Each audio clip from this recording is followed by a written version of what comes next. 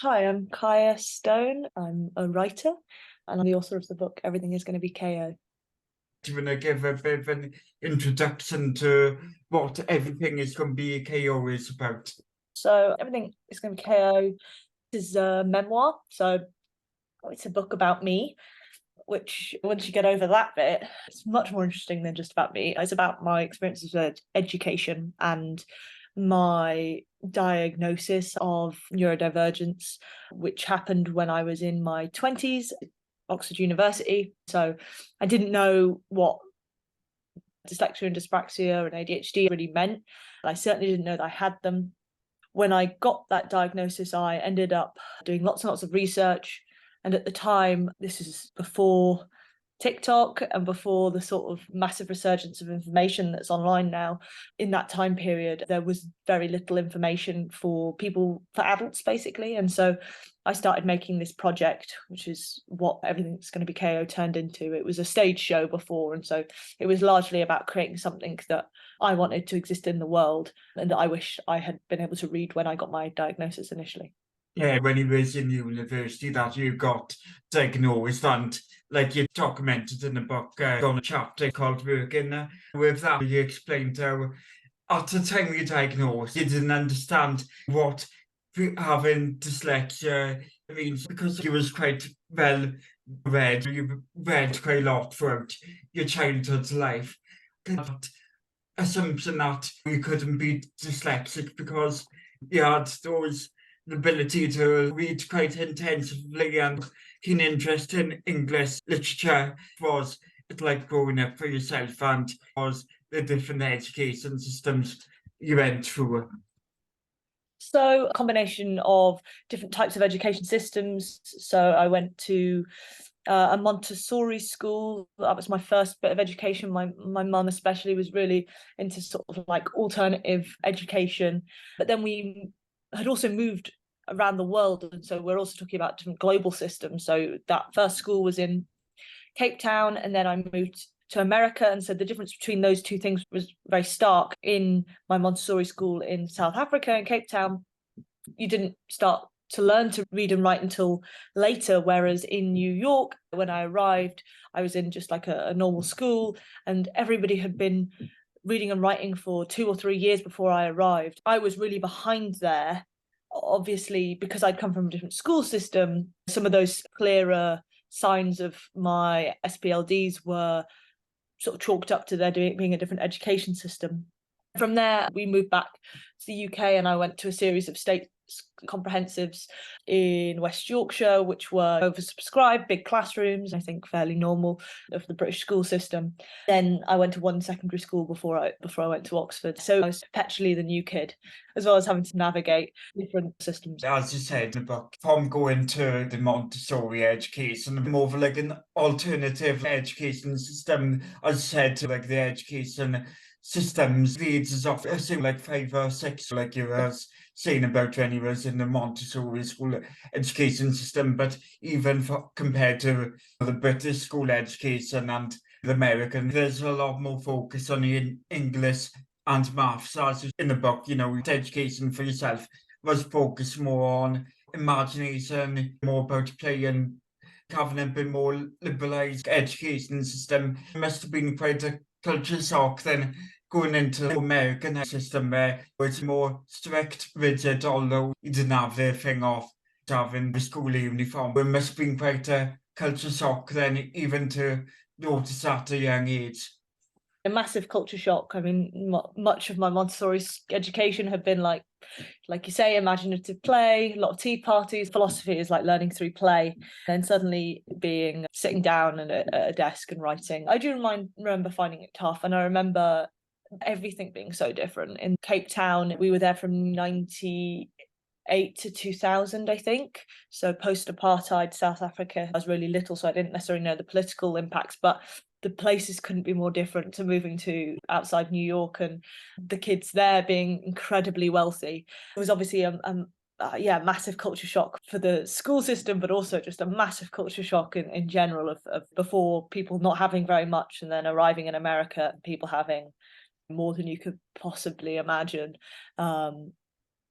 as a small child, I just took it as these are just two very different places. Then moving back to Yorkshire, another shock altogether. But I say it's a lot to process as a child. My memory's never great with like it was something quite to vividly remember or work out how to tell that story from when he was a child. Going through that imaginative play where you could express yourself a lot more in the system of the Monte allowed you that ability to finding out how you wanted to tell your story from yourself and more confidence in that. With like Americanized or British school system, there's lack of that encouragement for individual freedom of expression. I remember when you read and like when you went into USA's school system, you know, like you were starting to see your learning difficulties more visible, and something that you would have thought that your teachers and, you know, like assistant teachers would have been able to notice around you, as because you made to think that you like that feeling of like made to feel like a bit more like, as you documented, been more of like an idiot in the class, as you said quite bluntly. What was like then when you went into a system that education where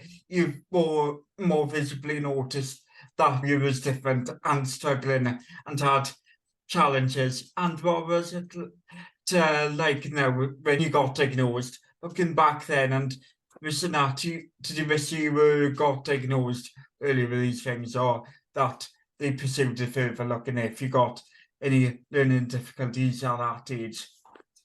yeah, I think in some ways the book itself is an exercise in exploring, why it was that it took so long for that diagnosis to come through.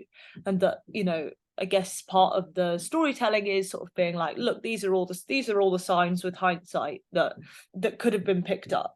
I think I conclude in the book I think the reality was that my parents both left school when they were 16. They both have learning difficulties, that they got diagnosed after I got my diagnosis.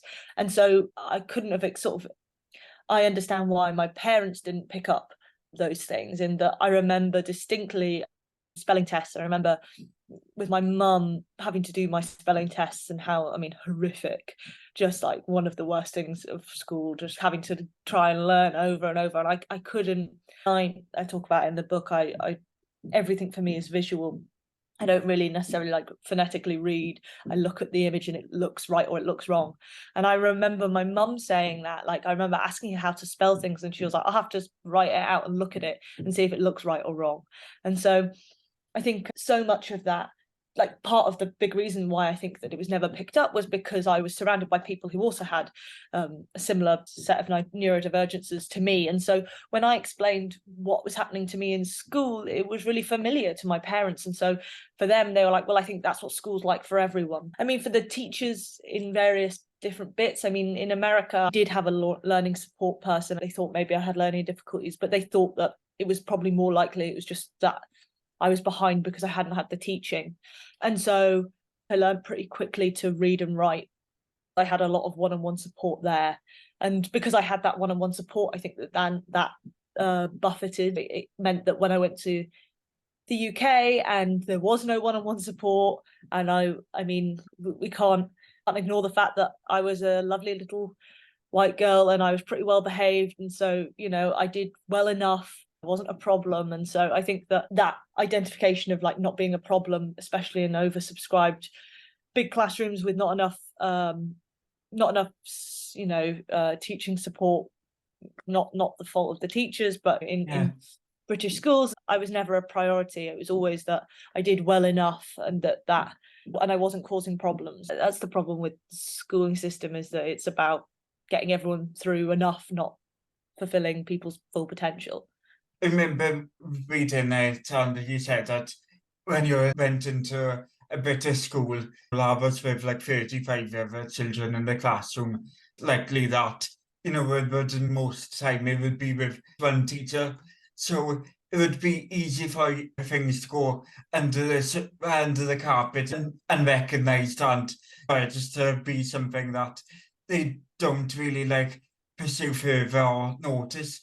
With yourself then, being less visible, having challenges like that, made it harder then for you to get diagnosed or recognised with like dyslexia.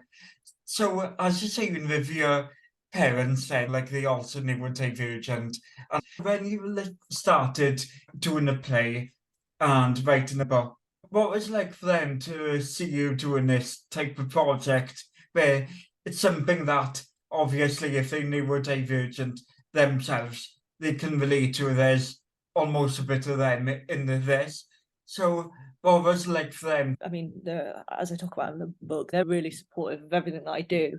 You've touched on something here in that, like, this project, while it was revelatory for me, it was completely as life-changing for my whole family. They had as much denial as I did at the beginning, because I remember talking to them about what I was finding out, and my parents being like, well, that's us.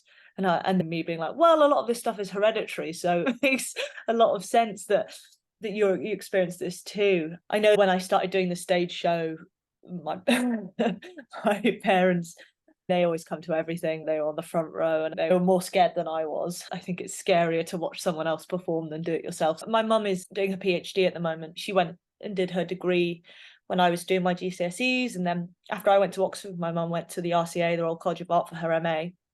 For a long time thought we had some really interesting discussions about disability. I think that you should tick the box. I think that you should try and get as much support as possible. My mum was very hesitant initially because she didn't want to be singled out. There's always a risk of when you go in and you're vocal about what you need, that you might not get it, and that you might be singled out in a negative way. But actually, universities in lots of ways, I have found, have been the organisations which have the greatest amount of support, in that they legally have to, and because it's about education, they have things in place that workplaces certainly don't. While she's been doing her PhD especially, she's got a lot more support, and it's made a big difference. It's like having that support system to enable you. And so that's been really positive to see how the aim of the book was to tell my story and it to help other people, but it's been great because I've seen how that has made a big difference to all of my family, my mum being one example. I said with like, what's my biggest struggle initially with the idea of reaching out for support early on in your life, like support when you went into the school in America with catching up from not having the same type of education as your peers, having support after your diagnosis when you went to university, but since your mother's was a lot older than yourself and throughout your adult years, I assume that had to become quite resilient with her learning difficulties. Yeah, for sure. And resilience is a really important life skill, and it's a big family trait. It's a trait of people who are neurodivergent. There's a lot of picking yourself up. It's always about that really tricky balance between trying to give people support. It shouldn't be the hardest thing in the world. Not everything should be the worst possible struggle, while also acknowledging that there is a level of hard work that's required from life. It's a hard line to balance, and what that looks like for different people, what that support looks like is different from person to person, and try to identify what support you need, it can be really difficult, especially when you're asked. That's one of the things that I think I'm better at now, but one of the things I found the most difficult in my initial diagnosis was that I was told, well, there's all this support, like, what do you need? And I had no idea what I needed, because I only had my coping mechanisms, which were no longer working. I didn't know what worked for other people. When they said, oh, well, what do you need? It felt like a really difficult question to answer. So what has worked for you when from when you got your diagnosis? What are the things that you learned from that and you learned about yourself? It's interesting. I think a lot of this idea, like, I probably can't separate like the systems I keep in place for me, for my personality, and me as a neurodivergent person. I think what's interesting is that obviously they all merge and we all have our different coping mechanisms for life. Academically, the biggest revelation was that I could not listen and take notes at the same time. That's something that has turned into a thing in my wider adult life. Once I started recording my lectures, it meant that I could listen when I was there, and then afterwards I could re-listen to my recording and re-type that up or make my notes after the fact. Now in my adult life, if I have meetings, I'm often will try and record them so that I can listen back, because I'm often trying to process what's happening as it's happening. I don't know if it's particularly about my neurodivergence or whether it's just who I am. I write every day. I have keep a journal, and if I don't do that, I often feel like I end up carrying lots of stuff with me. It's a space which allows me to sort of take all the noise that happens in my head and put it onto a page, and it gives a sort of shift so that I can leave some things behind. I don't have to carry it all with me. And one thing that I always did was, I'm for time management and diary. I mean, I'm pretty obsessive about putting things into my diary.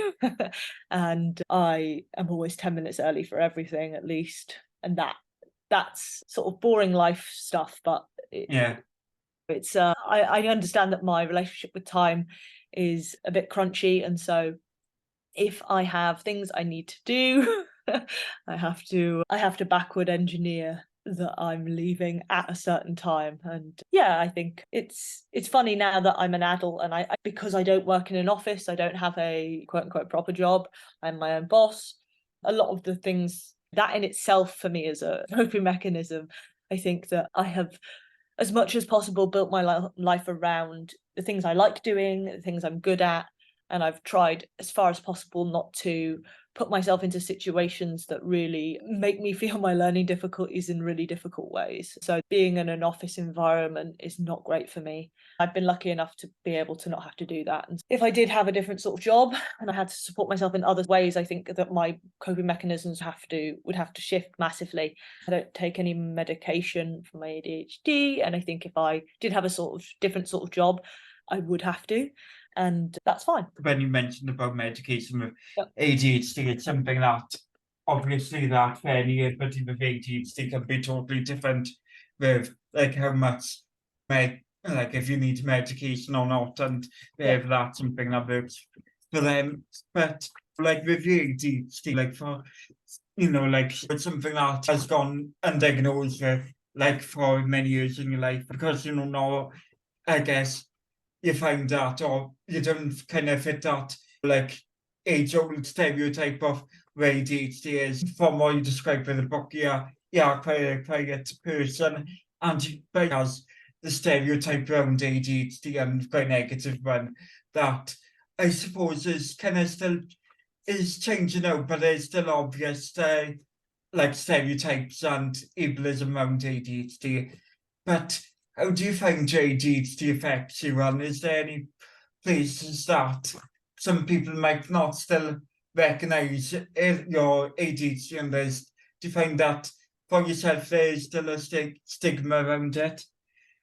There's a level of like internal noise, which is the thing that I've always sort of considered the main feature of my ADHD. I haven't got a diagnosis of that via like a doctor. I think it's probably the area that I feel like least qualified to speak on. I think over the years, the features that I felt of my ADHD were stronger when I was at university and when I was at my year at drama school. It's fascinating from what I read and have spoken to other people. I know that it feels like it's a bit of a talking point at the moment. I was thinking about that Philippa Perry comment the other day, thinking about this idea of, it's really interesting to think about like neurodivergence and the internet. And with the internet, as we were saying, like there wasn't a TikTok when I got my diagnosis, and my book came out just before a lot of ADHD TikTok accounts sort of came through. I think it's an interesting place of ableism, in that ableism that I see the most is like people are really keen to sort of make it that you're like, well, this isn't your whole personality. I think people just want to make it less of a big deal than maybe it is, to make themselves feel more comfortable. I would say this is generally for people who aren't in the neurodivergent community.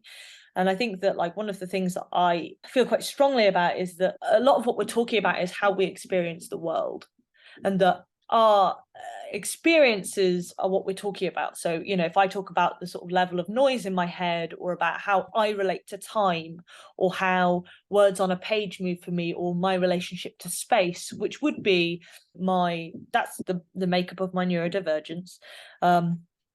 I find it interesting when there's a lot of, you can't make this your whole personality. And I agree, it's not my whole personality by any stretch of the imagination, but it is how I experience the world. And so there's an element of like truth, that like a denial of truth or a denial of your experience, that I think that's ultimately where I think the ableism of neurodivergence sort of seems to come in the most at the moment.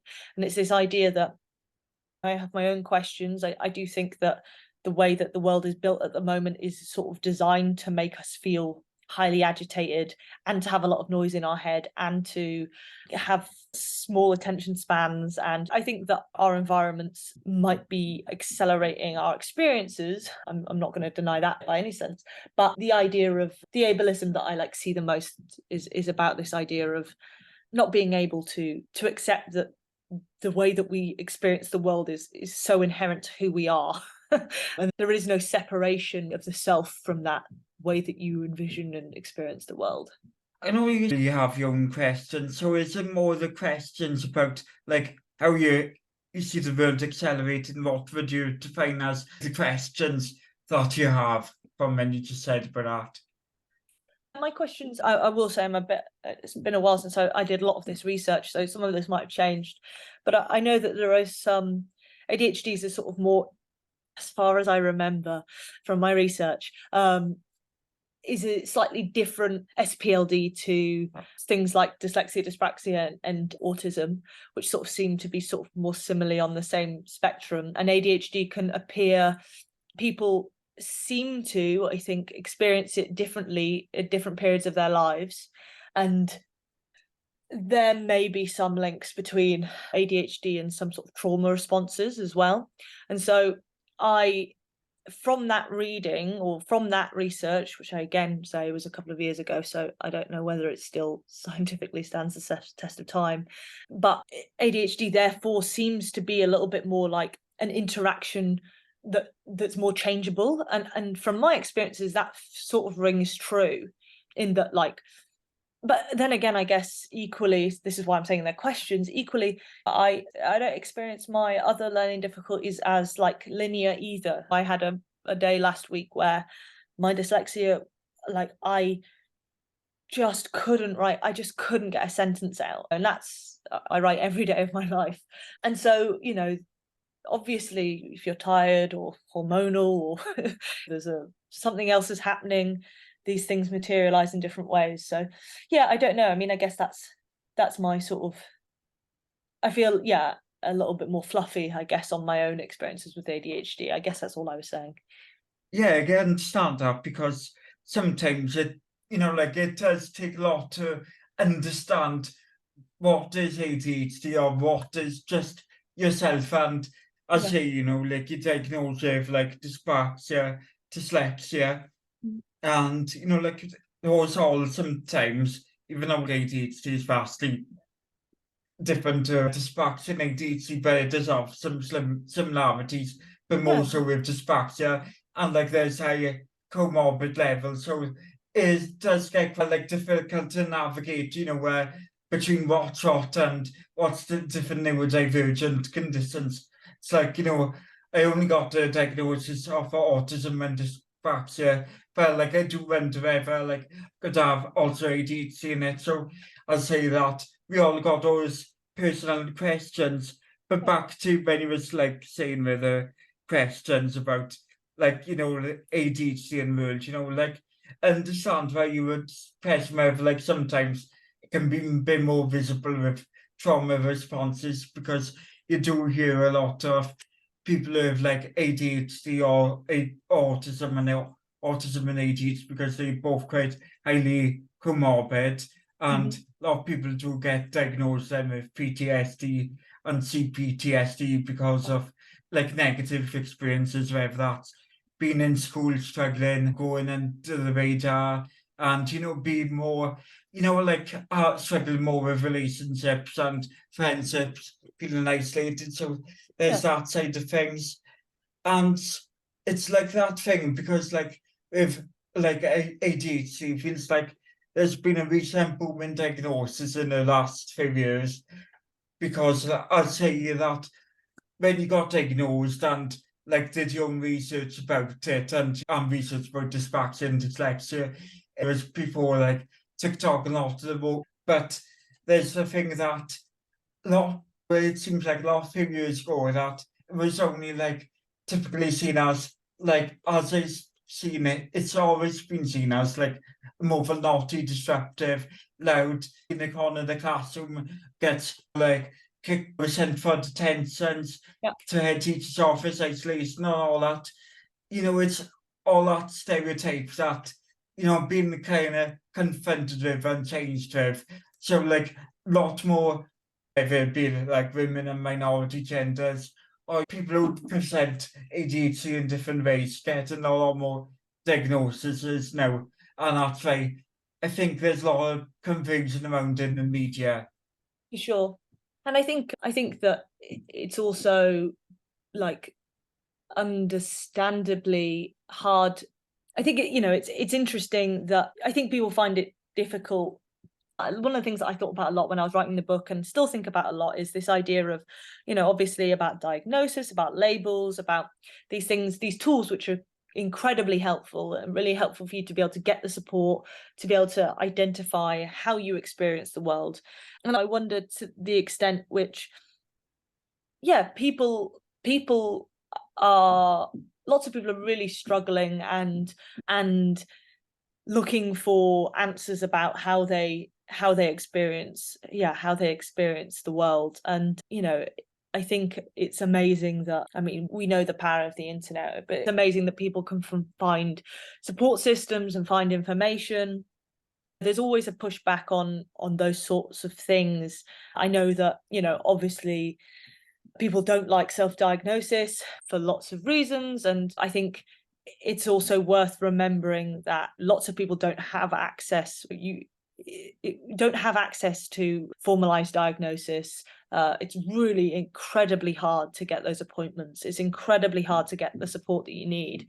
And I think that what I find incredibly frustrating at the current conversation and climate is that there's this massive dialogue around why are so many people getting diagnosed with ADHD or self-diagnosed with ADHD. And there's multiple, through my eyes, there's multiple prongs to this question. Is that, like you said, ADHD is not exclusively our stereotype of it, for one. And so now there's information about the other ways in which it can materialize, that unsurprisingly has brought up lots of things for people who identify themselves within that.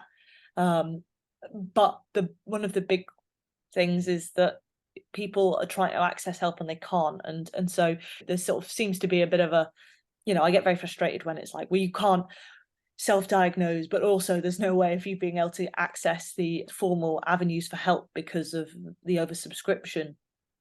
Yeah, I mean, it's frustrating, I think, and I understand that. I mean, people don't have access to. I've got a friend who can't get her dose of medication, and it's like people are trying to do it quote unquote the proper way, but it's also very hard when those avenues are not easy to access. Yeah, like I know there's like a shortage around ADHD medication that will affect like probably like quite a lot of people in the UK, like maybe up to a million. Yeah. And that's like going to be something that will happen across like several weeks right now. And so as you like said then with the ADHD, it's something that I said like you would put maybe dyslexia and dyspraxia would pose a lot more challenges if you were in like a typical workplace.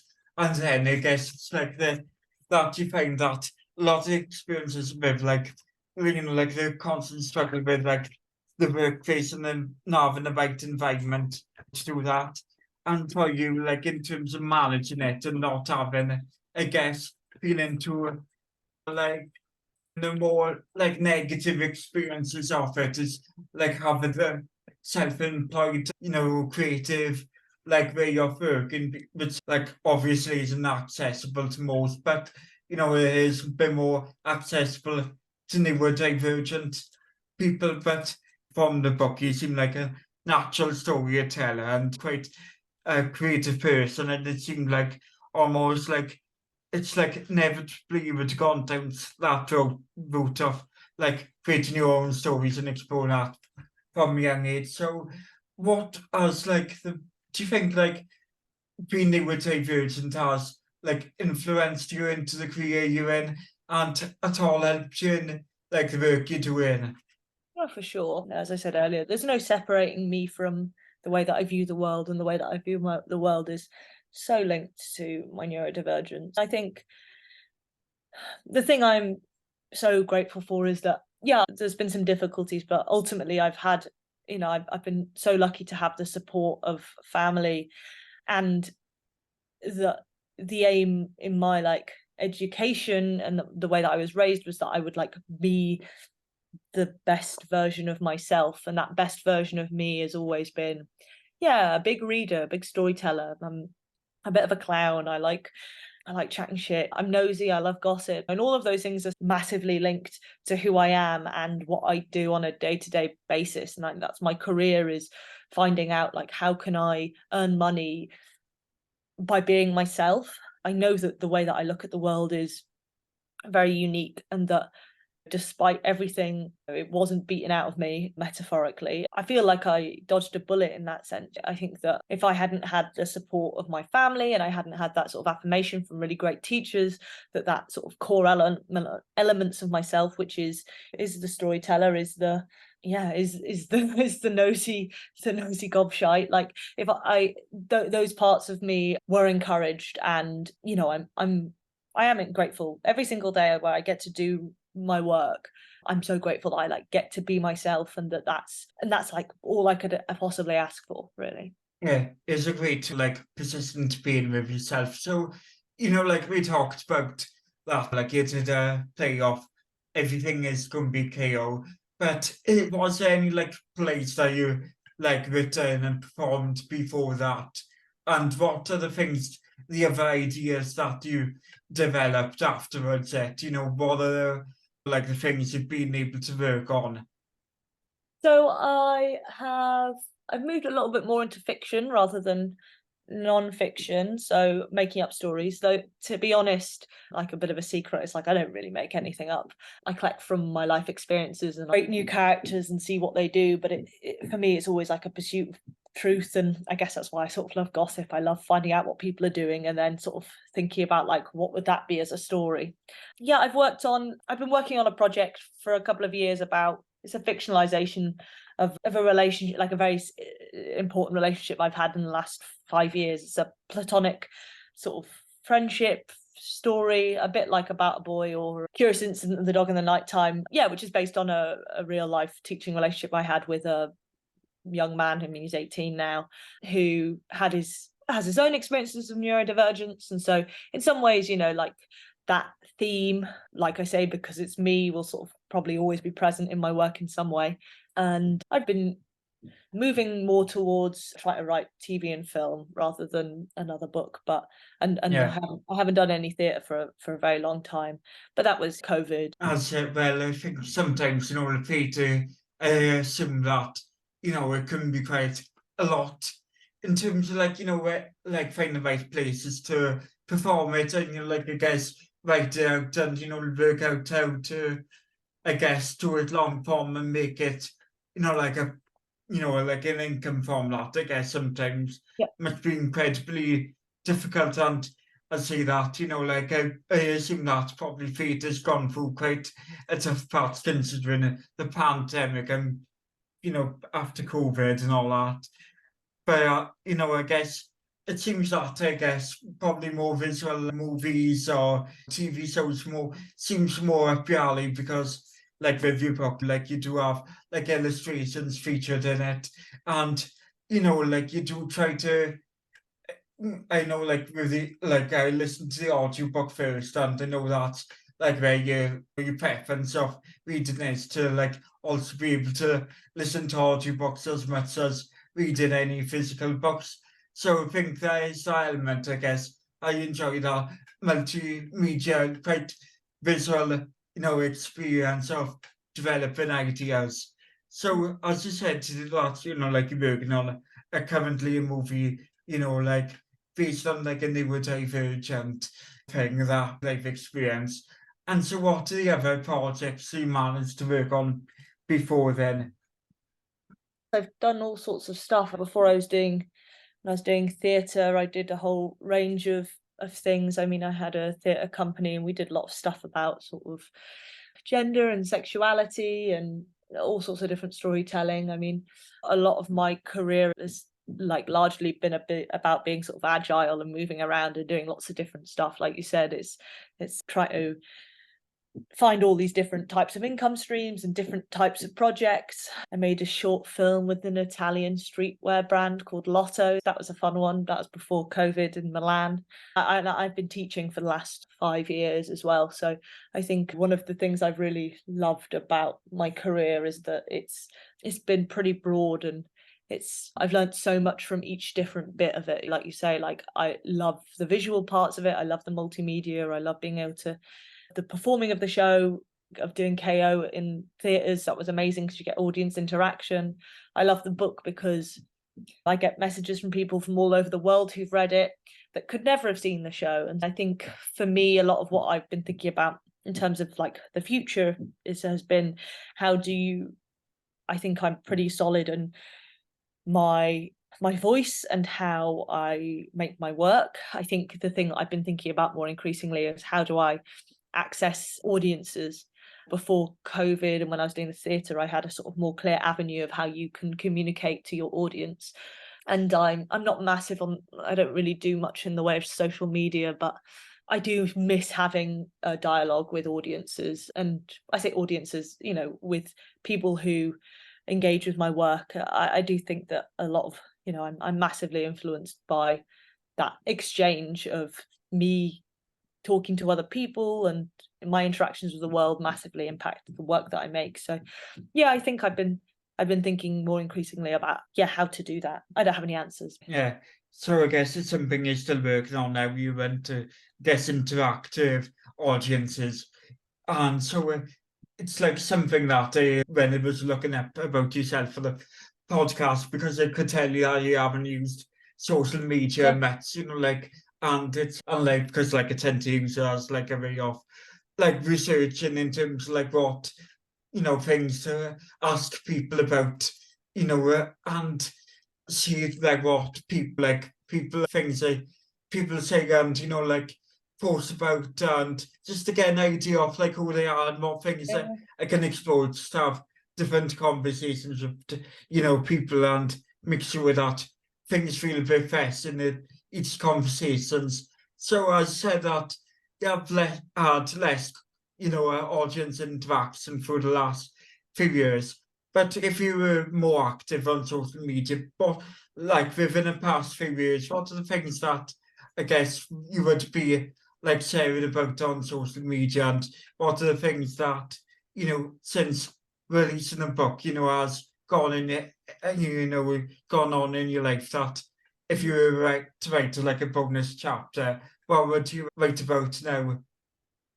If I was to write another chapter, I think it would I think a lot of it would be about community. I think it would be about the last the last few years of my life have been about, how do we I say we, how do I live in the world, how do I interact with other people, how do you create structures around you that lift you up and that you lift up other people. I think that that's probably been the newest part of my life, and that's obviously more personal, but I think it's a really important question. I think it's probably a question that a lot of, I think that while obviously I'm neurodivergent, that's a huge part of me. I think it will always be a part of my work. I don't know how much more of it will be sort of, if it was, I don't know how much more it would be like headline of the work that I do. I think it will always just be a part of it. I think a lot more I've been thinking about, how do we tell story, the stories I'm interested in telling is like, how do we live? I mean, that's a big question, and I think that's always been what my work's about, like how do we live in this world, and how do we remain true to ourselves, and how do we build communities and still love each other. I mean, I think that's been a lot of what I've spent the last few years thinking about. What are the things that, you know, in terms of like when you said like there you think about how do we live? So what are things that, in terms of what does community mean to you, and what does the question, how do we live, mean to you, and what are things that, when you say, how do we live, what are the things do you think about? Well, I guess a lot of it for me is about like consciousness, and how do I make the decisions in my day-to-day life that align with my values. I guess for me so much of it is about creativity. I know how do we, I can't, life is not good for me if I'm not making stuff, whether that is for an audience or whether it's for myself. That's massively, and I think that everybody should have some sort of outlet for creativity, and that can be anything, and you don't need to turn it into a side hustle or to make money out of it. In fact, I think you should have these lovely private passions that bring you a lot of joy, and I have mine that aren't writing. And I guess, yeah, I guess also thinking about, yeah, the like nature of love, just casual thoughts like that. How do we, love as an action, that we, not as a feeling, love as a verb. What do we, how do we treat the people around us, how do we treat ourselves, in fact, and that obviously materializes in all sorts of different ways depending on what the day brings. Yeah. Yeah, as I was saying about you, and you like, yeah, the monastery and education at the start of the book when you was like 5 or 6, then, like you kind of like we're already exploring, like values of like what does like love mean, like because you said as a young kid you was pushed like the ideas of imagination, because like you said about when you was in school, back then in Africa, then he wasn't really like allowed to, or like discouraged from like playing, in the sense of like these commercialized heroes and Yeah. whatever characters in mainstream media that you might get on like TV and film, but you was like supposed to create your own like characters and world of play, but also like you was kind of like pushed, rather than like as I said, when you went to America, there was a lot of more like natural national patriotism and those type of values. But like you grew up at a society life with like the values of like love, fairness, equality, and that kind of niceness and kind of liberal way of the world, or like finding your way of expressing yourself. So do you think there's that element of like your upbringing and your childhood, even back from then, that influences how you get support the creative projects you do now? Oh, for sure. And I think that, oh, I'm not going to, I can't remember even who said it, but I mean, there's a great quote about like, as a child, you try to be an adult, and as an adult, you try to be you're trying to get back to that childlike wonder. And I think that, yeah, for sure. I mean, I'm very much still that, 5-year-old who's very concerned with love and kindness, and playing and being silly, and so, and the bits of my life where I get to, you know, touch in those points are always, incredibly joyful. And I think, yeah, for sure, I think that those experiences, absolutely influence the way that I vision the world. And those, I guess that ultimately, there's always that thing of like, who am I in all these different contexts? And my upbringing was very unique in that I was placed in so many different contexts. And so I was, I think I had to ask myself, who am I? Who am I in South Africa? Who am I in America? Who am I in Oxford? Each time that I was like relocated, it's like you have to find who you are within that space. And that involves like taking on some of these new environments and finding out new things, which is amazing, but also managing to keep a hold of that like core self. I know that my core self, loves a story and loves a cup of tea, and Mhm. it's pretty silly. Yeah. And so it's like kind of allowed you to again, yeah, I think like a lot of creative work, like storytelling, and try to find ways of like fictionalizing stories that like we got told, gives you that experience of like relating to like you know creative, like younger creative self. So like, so from like how do you find that you've managed to, you know, keep that but also explore that, and you know, beyond like your neurodivergent self that you already expressed, you know, or have you found that how you've been doing your work, and you know, whether it be doing your like drama courses and you know, different writing, as to you know, growing up in different environments beyond your like neurodivergent self, who have you found yourself to be, and to and you know, from like beyond the neurodivergencies, what are the most things that interest you in your. I mean, I'm you know, I'm so much of my, I mean, I think storytelling itself, so much of it is about, you know, trying to understand difficult situations. And I think, you know, who I am is I'm a clown with, you know, I'm silly. I like making people laugh, but I also like making people cry. I think, you know, a lot of my work, I think, is like that's trying to straddle that line, not for any, not no, hopefully not. I don't aim to be manipulative by any stretch of the imagination. I just am inherently interested in difficult stories, or, you know, questions of, you know, how do we continue to live in difficult situations? And for me, the answer to that is humor. You know, I think that's a thing that I've inherited from my family, is that, you know, tough things happen, and that the way that we survive is by telling stories, and if they're funny stories, even better. And so I think that's so like core to me. And so, you know, those stories can come in all sorts of forms, but that's sort of, you know. Yeah, and so as I say that, you know, like you do like to, you know, be still like funny side, and you know, like not to take things too seriously, and clown around. But like, so what was the things that, you know, in terms of like, what are the things that make you like laugh, and what are the things that you kind of been influenced by, you know, in terms of creative work?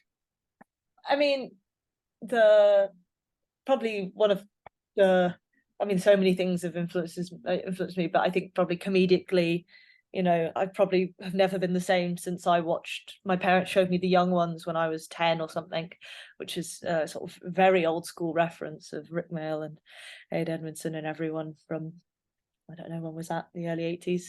So sort of very, very, very silly voices, outrageous, sort of surrealist elements. I think things, I mean, in a sort of quite bizarre way, my like classics degree has had a, you know, I mean, I've always, it's such a, with hindsight, I sort of think, oh, it's so funny that I went and studied all this ancient Greek and Roman stuff. But actually, you know, I loved it. And so like the influence of that's been pretty big in terms of mythology.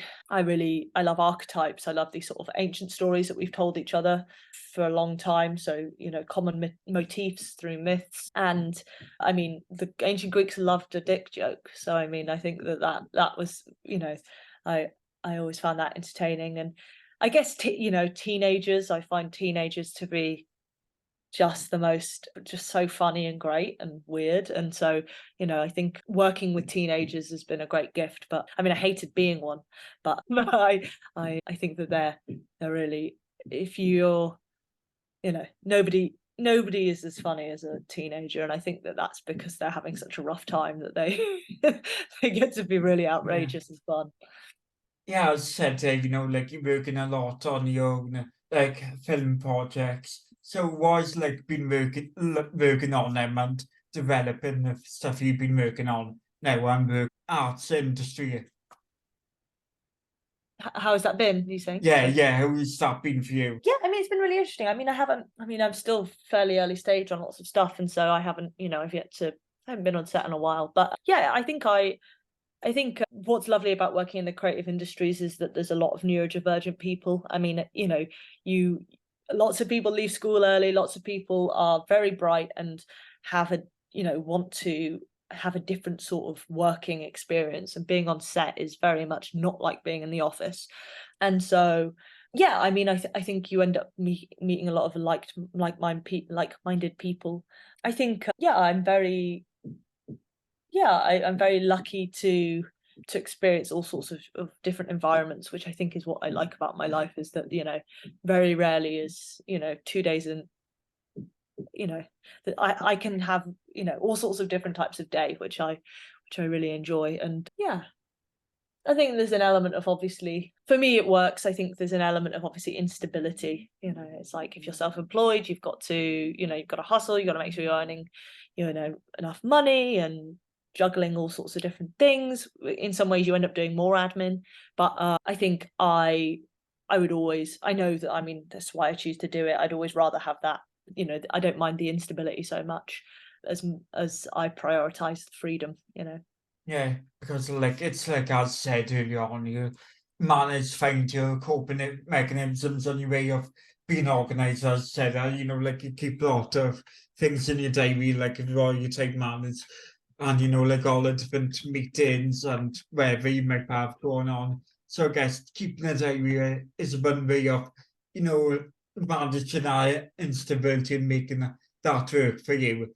But Mhm. like we touched on how you ADHD affects you, but how do you find that, your dyspraxia affects you?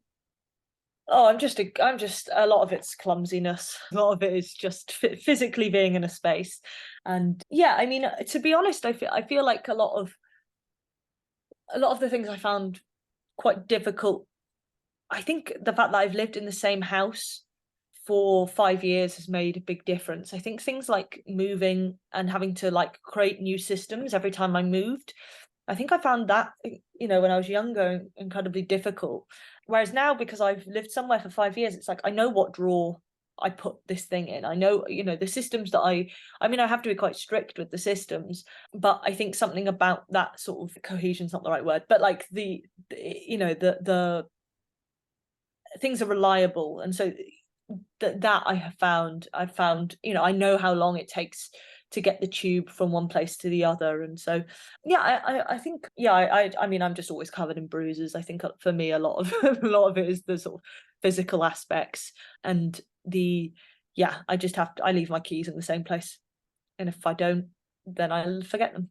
So Yeah, like, yeah, like I always like that's the only thing with myself, like I always forget where that safe places or where I put stuff, that like I always constantly looking for something, or like trying to find where because like I got like almost like a 10-second memory half time.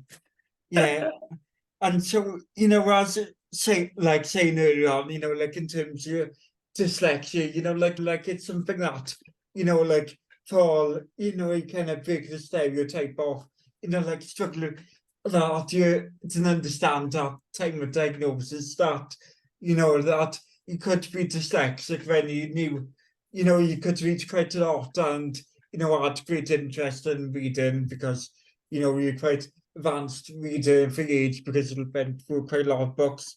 And I think you got quite big vocabulary. And I know that there's a lot of people, like still like dealing with like a bit like that.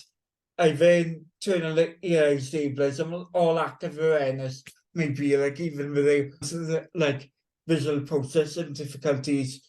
And so what are the things that I've found that has helped you from a young age and for any other like producers like wants to creative right and interest in reading a lot more with dyslexia but maybe knowing how to do that. What are the things that helped you and what like advice would you give to people who are, like I guess dealing with that confidence dynamic of like thinking like of that mix of being quite good at reading, but yet can struggle to read if you get me now. yeah. So I think I mean, I always talk about the power of delusion. I think that part for me, so much of it is like, I think if I wonder whether, if I'd known that I was dyslexic, whether I would have read as much. I think in I I loved it, but I think, after I found out, I sort of felt like I suddenly realized that I wasn't very good at it, quote unquote. Like, I realized that, like, when I was reading that, I like wasn't reading every word. I mean, and it didn't matter because I was reading for pleasure. And I think for me, that's so much of what when I capture that feeling, that's when I'm at my best. It's like I actually you so the way that I write is that I write and then I edit, and the rule is it has to be on the page, it doesn't have to be good. And I think that is how I have really overridden any of that like internalized, like all that like negative Yeah. chat within me. And that I think this is true for everyone, whether you're neurodivergent or not. Like, it has to be on the page, it doesn't have to be good. In the same way that, like, if I like the story and I'm enjoying it, it doesn't matter if it doesn't matter if you have to read the page 3 times. If you're enjoying it, I think that that the problem is that this idea that you have to be quote unquote good at things, and that is the thing that stops you, right? I mean, for me, so much of it is about pursuing your bliss, finding the things that you get joy out of. And so for me, the thing that made a big difference for reading, I mean, I'm back reading loads again, and that is if I'm not enjoying a book, I just stop. If I don't have to read it, if there's a certain point where I feel like I'm not enjoying it, just stop. Because I know that if I keep pushing forward and I'm not liking it, that I'll stop reading and then I won't read for 3 months. Whereas when I'm reading things that I love, I'm reading really quickly and I'm having a great time, and it doesn't matter if I'm reading every single word on that page. If I'm having a good time and it's, I go to a book group and, it's interesting, I think, because I think I probably read quite differently to the rest of the people there. And sometimes I'm like, oh, I feel like we read different books, and we probably easily could, because I read the book that I read the book that I interpreted, and maybe they read the book that they interpreted, and that's fine. I think there's an element to which, like, I don't, I guess equally, it's like I don't mind if I would never mind if somebody read my book and they interpreted it a completely different way than I intended it. I mean, part of that is the gift of art, right? Is that every single viewer or audience or reader has their own experience of that thing, and that's what's sort of magical about it. And so, yeah, I think my advice would always be like to enjoy the process of your experience of it. And if you don't have to do it right, quote unquote, because there is no right. I mean, I think that's Yeah. And it's like something that, like, I, like, struggled to take interest of reading when I was in school. That, like, I might, like, read, like, a few books, but, like, I wasn't really, like, that I was interested. Like, I remember we had, like, like silent reading, like, in primary school for, like, 15 minutes a day, and, like, remember, like, pretending to read a book, but not actually reading yeah, it. So, like, I felt like, totally, even though I haven't got, like, a dyslexia diagnosis, but I do yeah, have visual processing yeah, difficulties. But, like, then, but from, like, since I've become like an adult now, we're, like, being able to, like, discover audiobooks, and, like, it's something that I think once you're able to, I guess, discover, your own interests and read something that doesn't, like, a chore, and, like, explore stuff for whatever you want to read, then it gets a bit more enjoyable than, choosing from the, like, limit itself you might have as, yeah. like, in a school library or whatever, Yeah, for sure. And that's it. It's like the minute that you have this, you access, you know, I mean, it's amazing. It's amazing. You can sort of find a book on anything if you're into that, and there's audiobooks. I guess that's it. It's like finding a ways to enjoy it is what it's about, really. Or that or even if if there's things that I've read that I didn't enjoy, but I got lots out of. I think it's things that make you feel alive, and when you can sort of pursue those things, everything else doesn't seem so important. yeah. The effort it takes, or the difficulty, or that you get the words wrong, or whatever. That's that pursuing the thing that makes you feel alive. Yeah, like with the education, we've been into, like, the educational systems, and, like, I tend to ask, like, guests about what things like I'd like to see done to improve like society for neurodivergent people, but like reflecting on your experiences with educational, like in different school environments, what was like the best type of education system you've been through, and what are the things that would like to see that improve like in a school environment, for neurodivergent people, and what would have made it be better for yourself? So I think, like, from my experiences of both being a student and being a teacher or teaching, the thing that I've always found the most fruitful is like an engagement in the relationship between teacher and student. I think, in Oxford you have, your, and they're not always fun, you have your tutorials where it's you and the world expert on, Greek religion or whatever, and then you have to sort of defend your point that you've badly researched. Like, that wasn't always fun, but there was something I think there's something really transformative in the sort of relationship of teaching, and the places where I've learnt the most as a person, as well as like educationally, like the literal things that I learn often come through feeling safe in an environment, feeling pushed as well, and encouraged to think outside the box and argue and think critically. And I think that the ways that we can access that are often through I have always found it's been through nearly one-on-one support. I mean, I learned to read and write because I had one-on-one support. I teach exclusively, basically one-on-one. And I think that, obviously, I mean, you're not asking me about how the practicalities of this would work, but I know that when you have like nowhere to hide, you actually have to do some really good thinking. And if you have a good relationship with that person, the other one person that you're in the room with, you can go into places that you might not go otherwise, which might be, you might try and write an essay even if you feel like you can only write 2 sentences.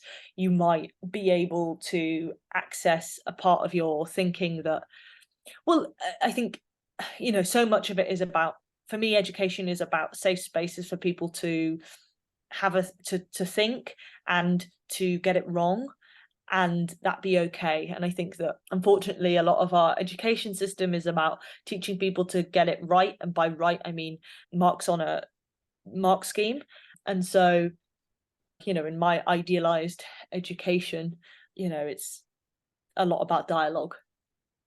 Yeah, and like it's something that you know being able to, like, as you say, get like be able to get things wrong. That sometimes that is an important thing, because like to be able to learn from yourself, and like mistakes is like something that we all need to be able to do in the arts. And it's like just like learn from our failures and know how to, like, I guess, pick yourself up from when you, like, if you get something wrong, and learn from like actually be able to assess to yourself and think to actually ask yourself what went wrong, what can I do better next time, and all that stuff. Because I say that to be able to think about stuff like that is more about, they're more practical skills. I say that just focusing on getting them right doesn't actually give you the, I guess, skills that you might need for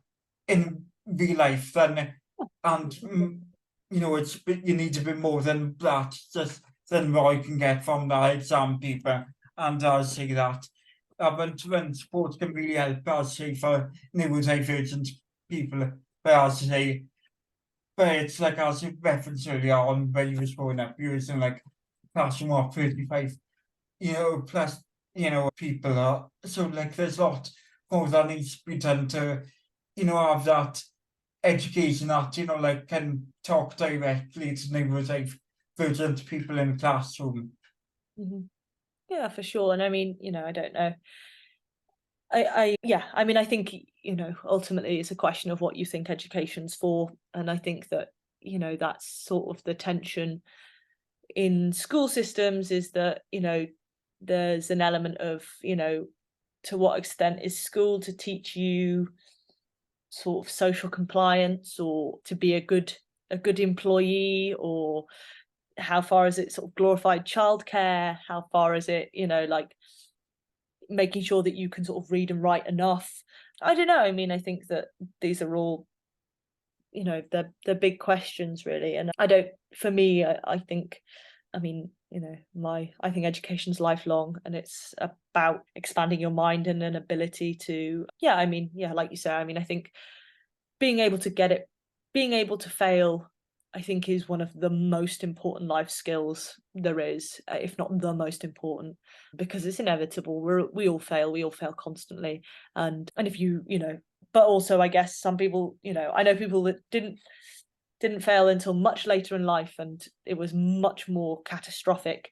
Whereas, I think by the time I was 18, I got a lot of things wrong, and you sort of realize that you don't die, and that you don't, that you can get up and you can do it differently, and that you've probably learned something more from getting it wrong than getting it right. And so, yeah, I think that, creating those safe environments is really important, and that, but unfortunately schools that have to get good results to go on a, on a, what's it called, table, that the priority isn't to create a safe environment for kids to fail, Yeah. but an environment where, the most children got C and over, so that the league table, there we go, there's the word. Yeah. So I yeah, see. It's like, look in your perspective, it's kind of looking at all the wrong places, really. I But think, yeah. And yeah, I understand why. I mean, I understand why they're structured that way. I mean, yeah, I just think I'm not a pragmatist. I like to think about what amazing thing it could be rather than yeah, like what practical thing it should be. I'm sure there are lots of people who do educational policy who would be able to tell you about more pragmatic ways. But yeah. my thing is like burn it all down. And so, like I said, you've been able to do some to run teaching and tutoring.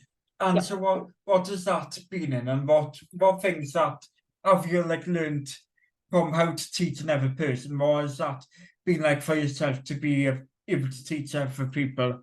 Oh, it's been amazing. I love it. Yeah, it's been. I think that's it. It's like that real, like I've learned so much.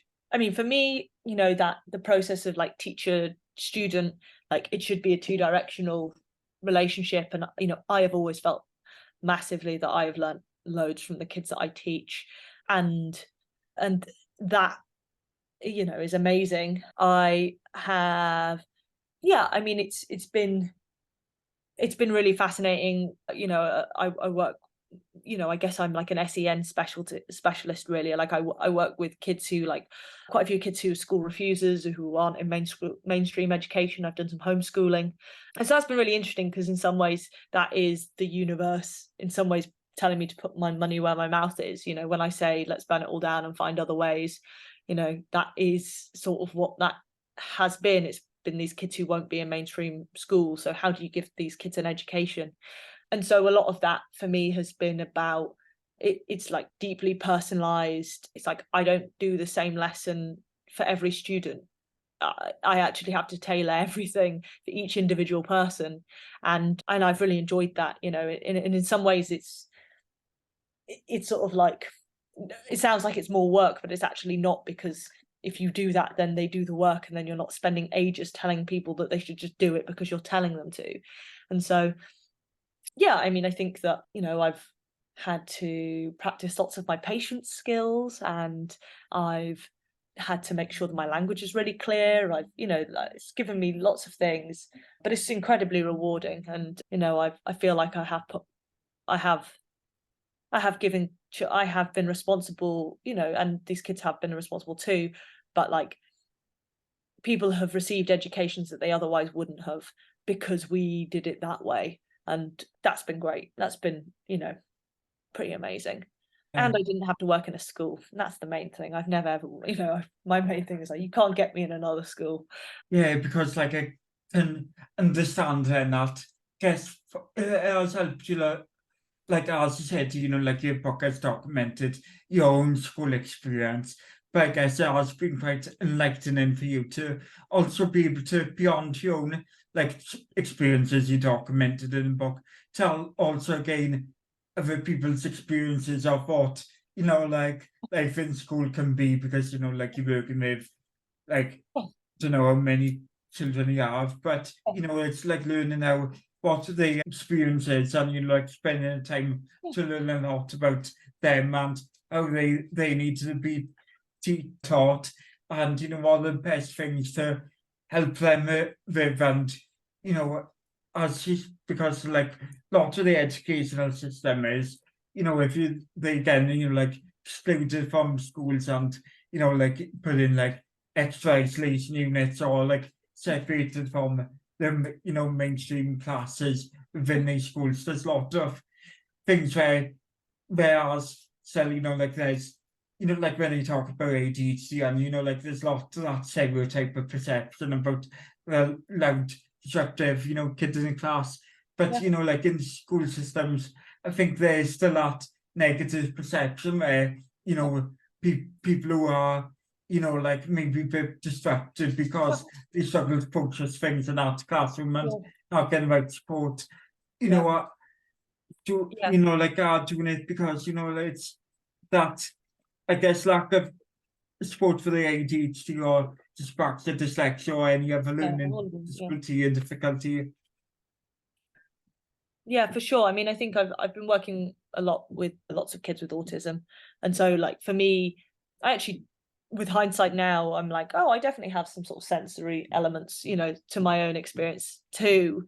But yeah, I have a newfound respect and understanding of how of why certain students might really struggle to be in a classroom, and that the way that might materialize in lots of different ways.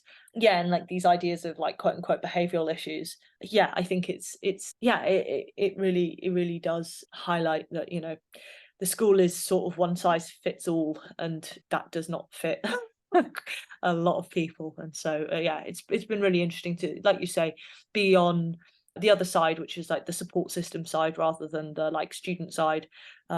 Yeah, and as we've seen about sensory stuff, sometimes there's not like a no bit of neurodivergence where if you have ADHD and dyspraxia, they can still have those like sensory Yeah, issues and stuff like that, even if it isn't like an autistic diagnosis that you may yeah, have. yeah, And I guess probably that, you know, like you know, like as said in the book that you prefer like after yourself got diagnosed with autism, and probably there might be yeah. some autism in you running in your family. So Oh, I it guess definitely is. we're Yeah. working with those children must have helped you learn a lot more about like your brother's maybe experience of being autistic. Yeah, and I think in some ways, I think the reason that I think I work quite well with these children is that, you know, what I sometimes get called in as, you know, sort of a bit like, oh, this child is very difficult to work with.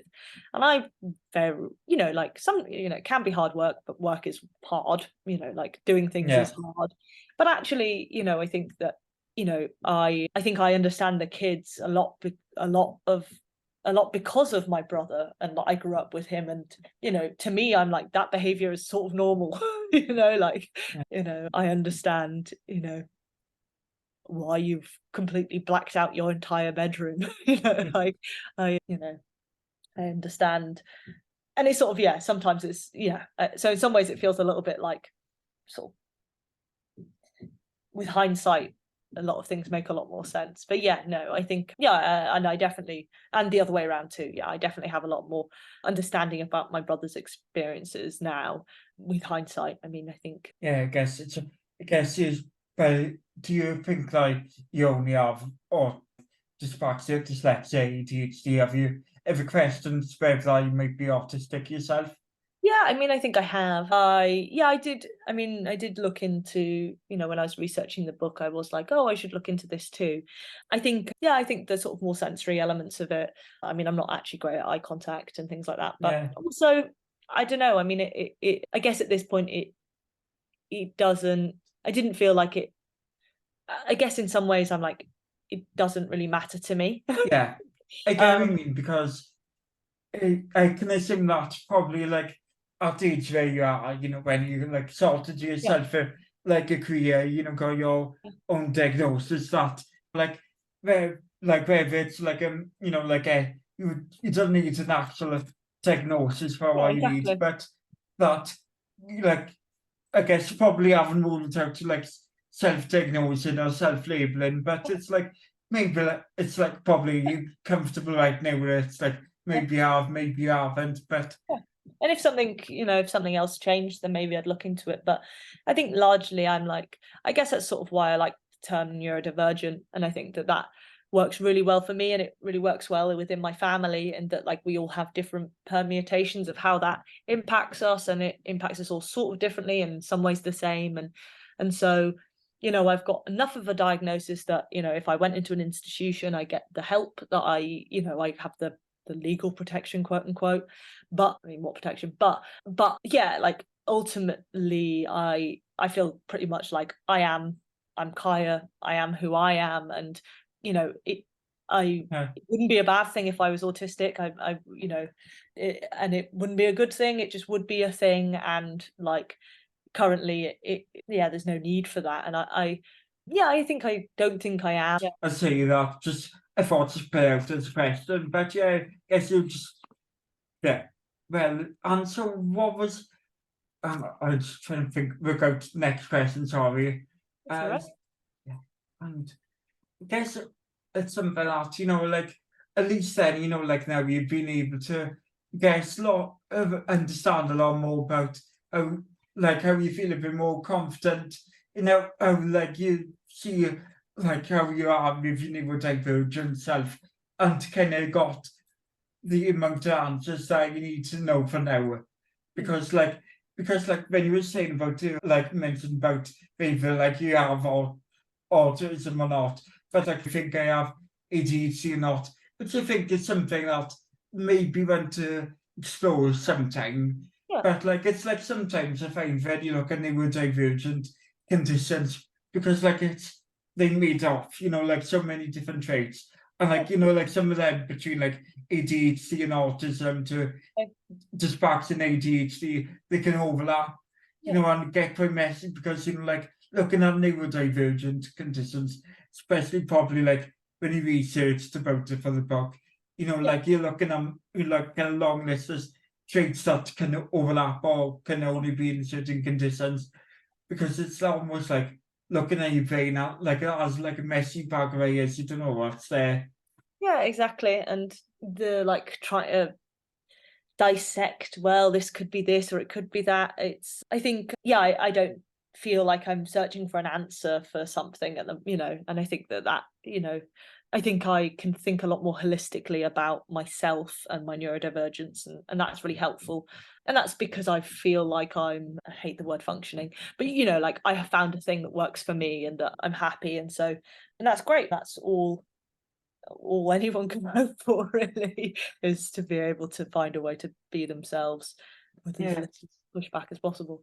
And I think like we should be able to look at these things holistically because like I think sometimes can be a bit better for the neurodivergent person or a person in general if you're able to look at them these things like as a bit of a social identity as much as also like these things are disabilities, also like a neurological difference that can be also you like might not need to go to like a doctor's or any like psychologist to get diagnosis because like if you got self-diagnosing then like you shouldn't have to go to like a medical profession to get understood and work out what's best for you with, as I said, with more holistic approach. Mm. Like, and I know we covered quite a lot of ground on stuff. So, is what things would you say like about your neurodivergencies, your learning difficulties that you want people to know about that they might not know about if they neurodivergent conditions or the neurodivergent conditions you have, or the things that people still don't understand that they should really understand. I think the older generation are definitely getting better at it, but I think there's the thing that's sort of always been a bit of a shame is this idea that like that it's all like a new thing. And I think that that maybe is the thing, that people have had this neurodivergent experience for all time. It's just that we had much more derogatory labels for them. I mean, I think that one of the things that like I was really passionate about, or really like sort of lit a candle for me when I was doing all the research, was when I was on all these like Facebook pages for like sort of neurodivergent people, and it was just full of mums looking for help for their children at school. And you could, and I just thought a lot about how, these parents often probably also were experiencing some sort of neurodivergence but didn't know about it.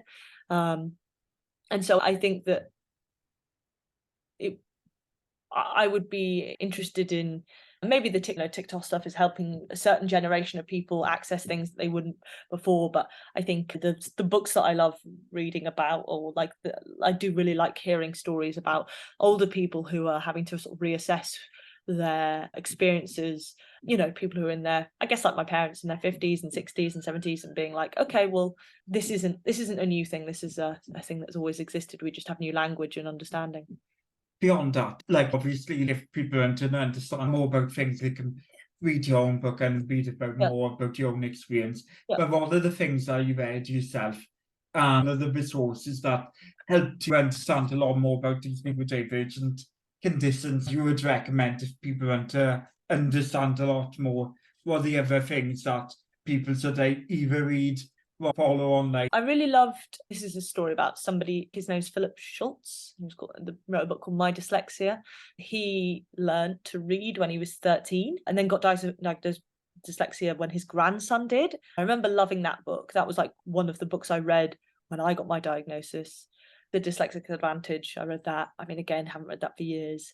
For me, a lot of the stuff that really helped, this is definitely sort of more as an adult, and definitely more broadly reading into disability activism, thinking a lot more about like looking into things like Crip Pride, and sort of thinking about disability in a sort of more political model.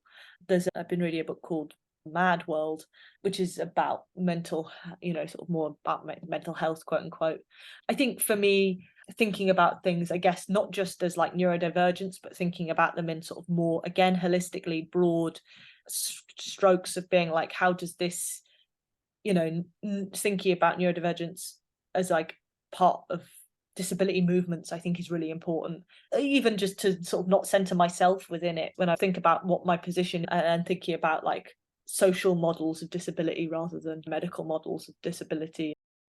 And with that, once again, to Kaiya Stone for coming on the podcast. It was great to be able to have the chance to interview you, and I hope you enjoyed this podcast. As I said, this interview will be able to watch from tomorrow, Tuesday, the 31st of October. So if you decide to watch that on YouTube and Facebook watch, but you'll also be able to see highlights on Instagram and TikTok about highlights, short clips of the interview. So please check out on the social media for any short bits of content from this interview.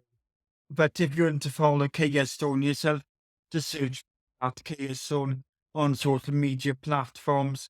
Or also, you'll be able to find a book, new Everything Is Gonna Be KO, by searching that on the internet. You can find it from many online books sales everywhere to get an online electronic book, to an audio book, or purchase it online. You can find it, but by searching it into any search engine.